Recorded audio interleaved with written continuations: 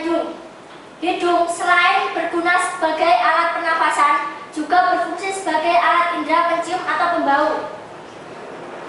Indera pembau bekerja karena adanya rangsangan zat-zat kimia. Manfaat: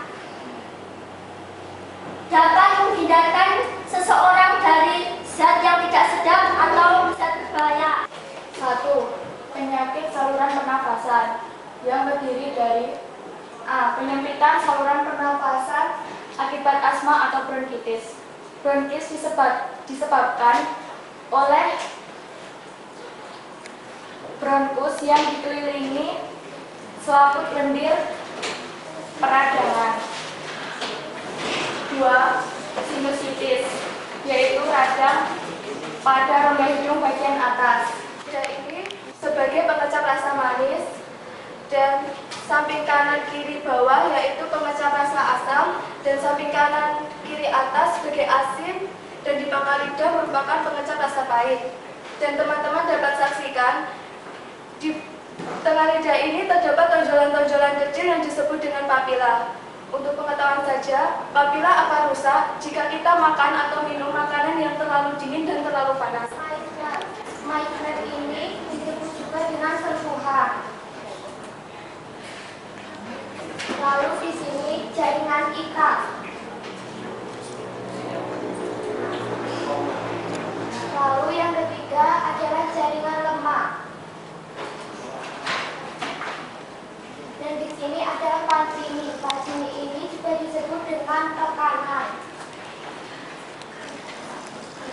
Lalu ini adalah sandal. Kulit ari ini terdiri dari lapisan tandu atau korneum, yaitu lapisan paling luar yang sel-selnya sudah mati atau tidak memiliki pembuluh darah dan saraf. Pada lapisan ini mudah terkelupas. Yang kedua adalah lapisan lapidi. Lapisan lapidi ini berupa lapisan yang sel-selnya mati. Rabies adalah penyakit yang disebabkan oleh parasit insekta yang sangat kecil dan dapat menular pada orang lain. 2. Eksim. Eksim adalah penyakit kulit yang akut atau kronis. 3. Biang keringat. Biang keringat adalah penyakit kulit yang disebabkan karena kelebihan keringat bersumber asam. Indera penglihatan pada manusia yaitu mata. Mata adalah alat indera yang digunakan untuk melihat. Kami dari kelompok 3 akan mempresentasikan tentang fungsi dan bagian-bagian mata, mekanisme kerja mata, dan kelainan yang terjadi pada indera penglihatan. Bagian-bagian mata. Yang pertama, kornea. Kornea berfungsi untuk melindungi lensa mata. Saat kita berkedip, kita akan menghasilkan air mata yang digunakan untuk membasahi kornea. Yang kedua, pupil. Pupil digunakan untuk mengatur intensitas cahaya yang masuk ke dalam mata. Yang ketiga, lensa mata. Lensa mata digunakan untuk menghantarkan cahaya yang masuk pada mata. Kemudian maksud saya cahaya mata. Kemudian retina untuk menangkap bayangan benda. Pada retina terdapat titik kuning. Titik kuning berfungsi sebagai tempat bayangan benda yang kita lihat.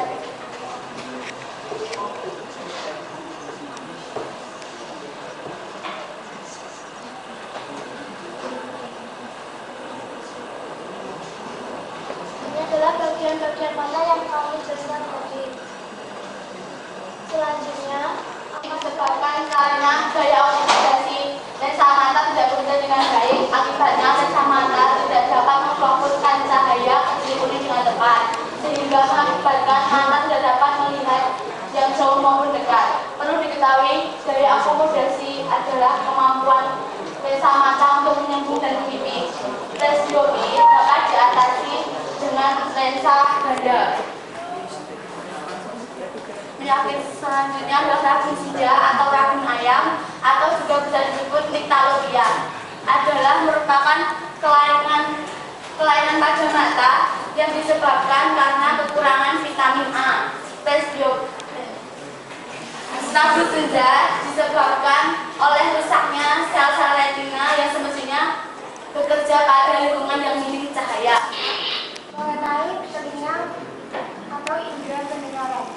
Telinga merupakan indera manusia yang berfungsi menerima rangsangan yang berupa suara. Telinga juga berfungsi sebagai alat keseimbangan. Telinga tersendiri dibagi jadi 3 bagian, yaitu bagian luar, telinga bagian tengah, dan telinga bagian dalam. Di sini saya akan menjelaskan mengenai telinga bagian luar. Sebelumnya, marilah kita lihat gambar bagian-bagian telinga terlebih dahulu. Di sini adalah telinga bagian luar sampai dengan di sini, kemudian bagian tengah, dan di sini adalah bagian dalam. Telinga bagian tengah terletak di sebelah dalam membran timpani. Telinga bagian tengah berfungsi untuk meneruskan suara dari telinga bagian luar ke telinga bagian dalam.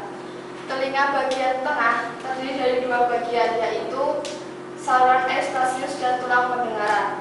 Saluran eustasius berfungsi untuk menurunkan tekanan di telinga bagian tengah, sehingga tekanan di telinga bagian dalam dan telinga bagian luar akan sama. Keseimbangan ini akan menjaga kendang telinga dari kerusakan.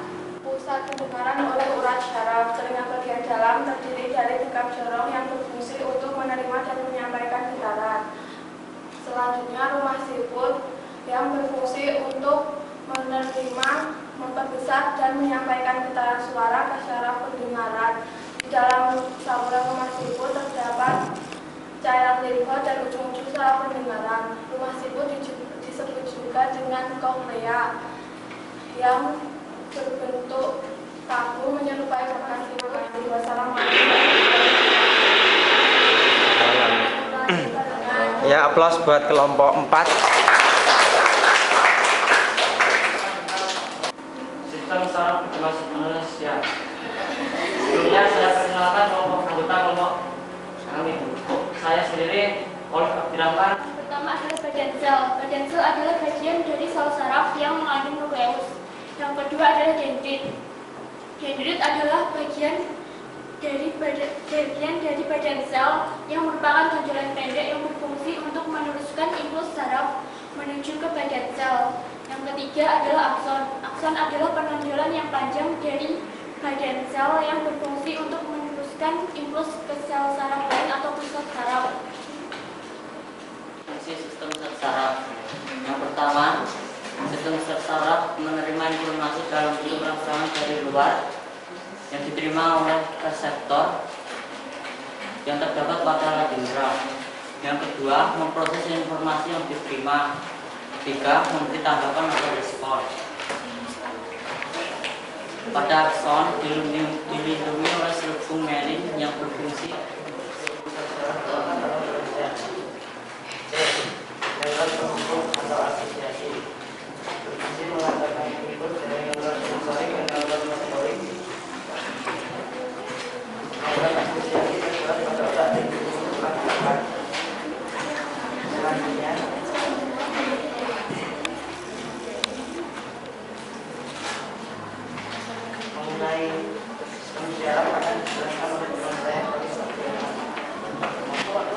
dari saya sendiri Ahmad Sotik, kemudian ketiga teman kami yaitu Lili Ferlanto, kemudian Octaviani Dwi Sulistewati dan Pak Amin Saitin Ali Mustafa. Penjelasan pertama akan disampaikan oleh Pak Amin Saitin Ali Mustafa. Silakan.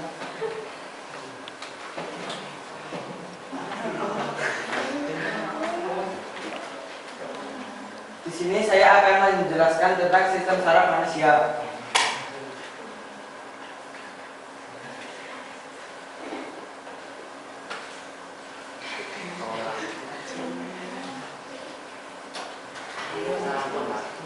Dan susun tulang belakang. Otak terdiri dari otak besar, otak kecil, dan sensor lanjutan. Sistem saraf tepi terdiri dari saraf somatis atau sadar, saraf otonom atau tak sadar. Saraf somatis atau sadar terdiri dari 12 pasang saraf otak atau kranial, 31 pasang saraf masuk tulang belakang dari tulang leher sampai tulang membuat pinggang ruas kedua.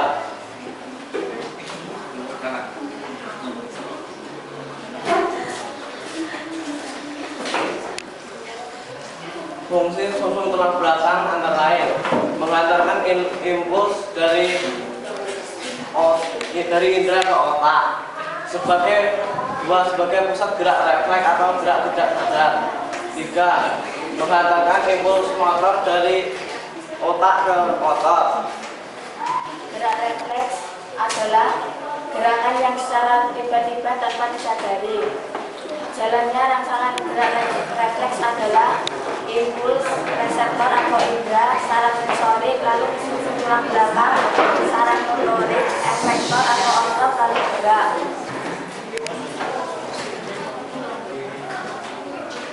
Selanjutnya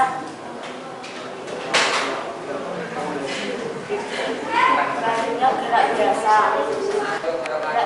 Waalaikumsalam warahmatullahi wabarakatuh. Kami dari kelompok 8 dengan nama kelompok. Yang pertama saya sendiri Ali Nugroho, yang kedua Kidan Ramadan, yang ketiga Rizka Ansar Rahman. Di sini kami akan mempresentasikan tentang fungsi kelenjar endokrin. Yang pertama akan kami presentasikan adalah skema tentang kelenjar endokrin. Fungsi kelenjar endokrin. Yang pertama kelenjar hipofisis. Kelenjar ini menghasilkan hormon adenotropin, hormon tirotropin, hormon prolaktin, hormon hormon yang dihasilkan adalah hormon tiroksin yang berperan mengubah glikogen menjadi glukosa. Hormon ini memiliki fungsi yaitu mempengaruhi proses metabolisme tubuh, proses produksi panas, dan oksidasi sel-sel tubuh kecuali otak dan limpa. Sedangkan itu hormon kalsitonin yang mempengaruhi menjaga keseimbangan kalsium di dalam darah. Hormon ini berfungsi untuk menurunkan kadar gula darah atau mengubah glukosa menjadi glikogen. Kekurangan hormon ini mengakibatkan kencing manis atau diabetes mellitus.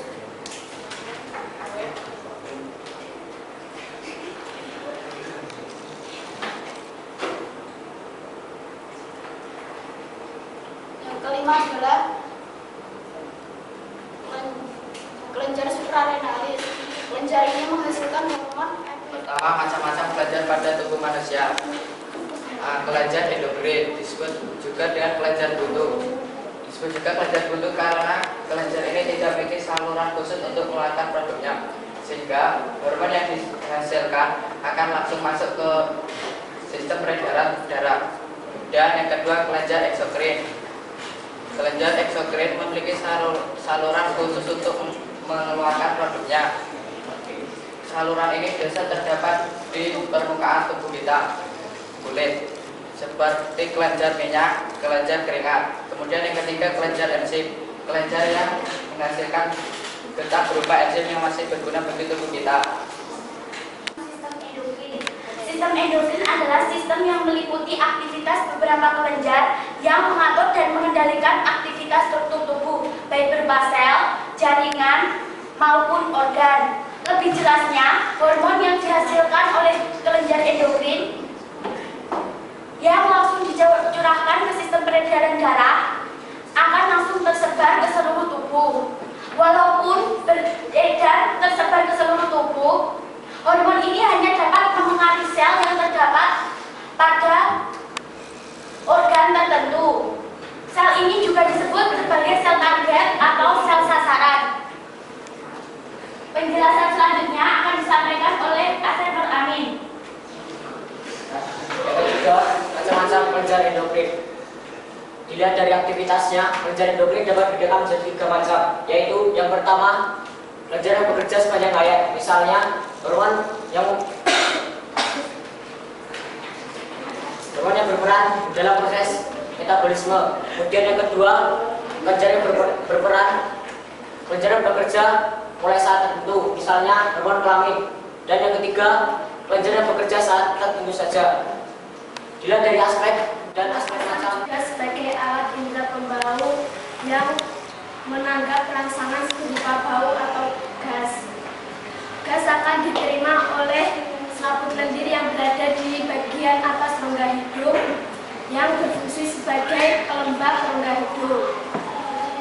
rangsangan ini akan diterima oleh rongga hidung dan dilanjutkan ke selaput lendir dan diteruskan ke otak dan akan diolah sehingga kita dapat merangsang bau yang kita terima. Gangguan pada hidung adalah karena terdapatnya banyak lendir yang berada di rongga hidung sehingga rangsangan tidak dapat bau terhalang oleh kotoran dan bulu-bulu tersebut, sehingga kita harus membersihkan rongga hidung tersebut dari kotoran atau bulu-bulu. Selanjutnya akan dipresentasikan oleh saudara saya. Saya akan menjelaskan tentang pada hidung. Pertama, rongga hidung terletak di sini. Lalu langit-langit mulut terletak bagian sini di atas tidak. Tempat terletaknya zat dan ditentukan untuk aktivitas seharian. Dinamika adalah inti sel. Inti sel berfungsi untuk mengatur semua aktivitas kegiatan sel. Sekarang kita akan menjelaskan habis transfer berfungsi untuk mempercepat transmisi inti sel. Ya, aplaus buat kelompok 2.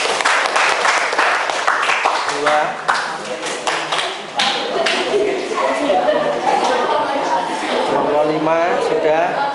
Kelompok 1, ya 1 ya tadi ya, 1B 2. Sekarang kelompok 2 ya. Ya, kelompok 2 bisa mempresentasikan tentang otak. Ya, di situ silakan nanti dipresentasikan yang tentunya Anda bisa memaksimalkan ya suaranya tadi dan mengoptimalkan pula wajah Anda biar Anda bisa tampilkan ya ke teman-temannya, biar teman-temannya juga bisa memahami apa yang Anda jelaskan ya, menghadapnya ke sini ya, yang agak ke sana. Kelenjar hipofisis menghasilkan hormon adrenotropin. Kelenjar paratiroid. Kelenjar paratiroid terletak di leher. Kelenjar menghasilkan hormon tiroxin. Tiroxin mempengaruhi proses metabolisme dan proses produksi panas dan oksidasi di sel tubuh kecuali otak dan limfa. Kelenjar kelamin pada wanita terdapat di ovarium.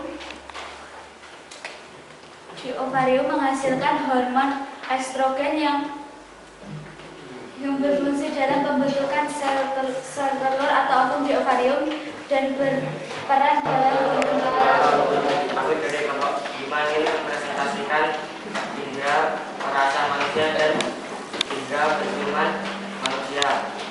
Di sini saya berperan sebagai ketua kelompok, nama saya Rizal Susanto dan ini adalah saya.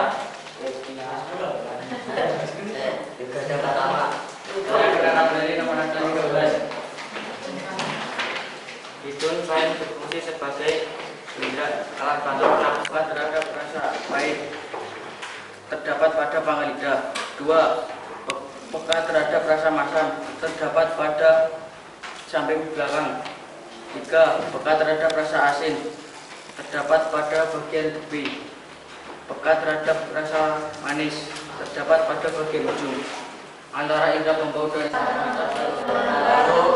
Kami dari kelompok 6 ingin mempresentasikan tentang kulit. Saya sendiri yang bernama Guru Nama Chandra, teman saya. Saya Isya Ciputra, nomor absen 21. Saya Puspita Sari, nomor absen 20. Yang pertama, kulit juga sebagai alat peraba. Selain alat peraba, juga kulit sebagai alat ekskresi dan alat peraba. Kulit yang peka terhadap rangsangan yaitu yang peka terhadap sentuhan, rasa nyeri, merasakan panas atau dingin. Kulit juga berfungsi sebagai alat peraba. Contohnya, bila kita memegang benda, maka jumlah rangsangan yang akan diteruskan ke otak. Dan jenis-jenis yang kelima adalah jaringan lemak. Jaringan lemak berfungsi untuk melindungi tubuh dari benturan dan menahan panas tubuh. Jaringan ikat berada di bawah dermis dan tidak memiliki pembatas untuk meneruskan cahaya yang masuk ke mata. Dan juga lensa mata berfungsi untuk mengatur agar bayangan